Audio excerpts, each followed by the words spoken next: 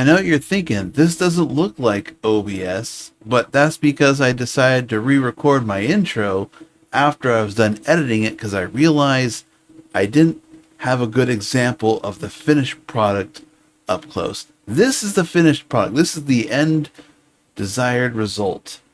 But in reality, it looks closer to this with the plugin. As you can see, there's like little aberrations all around, little weird ghosting effects. But the nice thing is, when you switch to the small mode, you don't notice it. And again, I'm doing this all with the Flatpak version of OBS for Linux, along with the plugin I'm using is also available in the Flatpak. And I'm going to show you how to set it up and get it running. And of course, the links down below for all your all your Linuxy green screen effects needs. So yeah. To record my OBS session, I had to use a separate program to record that session. So I'm actually using video.ninja, which is an open source video handling tool thing, and it works great for just recording the screen. Really simple. But this way I could show you how I'm making this work. If I go back to the desktop mode, I'm there in the corner. This is a lot more forgiving because it's on things, but here with a solid green layer, you can see the faults that happen with this thing. Now, I've done several things here. I've run the cutout, but also have like a subtle drop shadow over here. I like that because it just kind of, well, on the desktop, it looks good. So I'm going to show you how I built this by going into the actual channel, which may not show you much information here, but if I go here and I click filters, you can actually see the process. So I'm going to switch back to that one so you can see that in real time. Also, notice the arm is disappearing periodically. That's okay, that will happen. First, I'm doing background removal. If I remember correctly, that's Flatpak list. Let's see, find back. Yeah, it's the OBS Project Studio plugin background removal. I'll have a link to this on the FlatHub page down below so you can grab it. And that's like majority of the work is done by that plugin. And I've selected the settings, which we'll cover over here.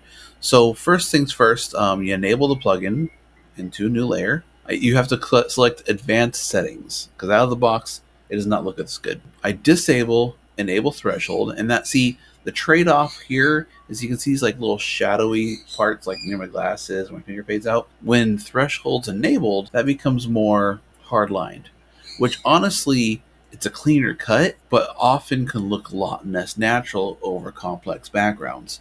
So we leave that disabled. I'm going to be using the CPU because if I switch to the GPU, this weird delay thing that I can't figure out what's up with it.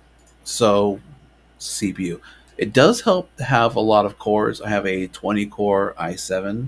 My CPU threshold is very high down here, but don't let that fool you. So the trick here is robust video matting. Cynet looks like that. Media pipe looks like that. Selfie segmentation looks like that. PH human? That's not terrible, but robust video matting looks the best. There's also TCP mono depth, kind of dreamy. Maybe more accurate in some ways, but overall a worse effect. RMBG, which does not seem to respond on my machine. Temporal smoothing factor, 0. Skip image based on similarity, off. Blur background, I mean, you can turn that on if you want to switch it from that to a blur background effect. Enable focal blur. You know, I really haven't dived into what that is. I have no... that's for another video. But that's the basics of this effect right here. Again, this is for the Flatpak version. You can actually get the plugins and manually install them for any platform. I'm running this on Debian. I should have started with that, but it works.